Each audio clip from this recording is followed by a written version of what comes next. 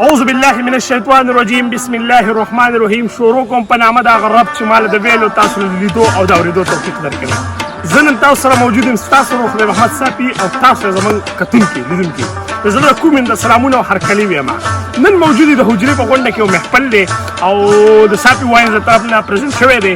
نو راځئ ټول را سره خپل کزنز دي او ګپې شپې دي او داسې نوی غونډې سیسټم دی ځکه چې په ځمکه کې هم چرګان پاخه کړل او ټول ملګري راغونډ شوي دي. نو راځئ محفل په تاسو هم ګورو مزه پرې څه طریقه کېږي او څه طریقې سره تیارې. تاسو کتلی شئ پلان دی چې هغوی په خوړ په منځ کې راځي یو کرسۍ لګولي دي او یو جانانه ځای احساس کړی دی. مقصد زموږ صرف دا دی، د دې ویډیو مقصد زموږ صرف دا دی چې موږ د خپل مشرانو ته وښایو چې زموږ داسې خوبصورت ځایونه موږ سره شته، دومره ښایسته ځایونه موږ سره شته دی چې دا باندې خرچې وشو. دلته خلک ټورسټ راځي او چکر راځي، دلته ناستې پاستې کوي. نو دا ډېره بهترینه خبره ده.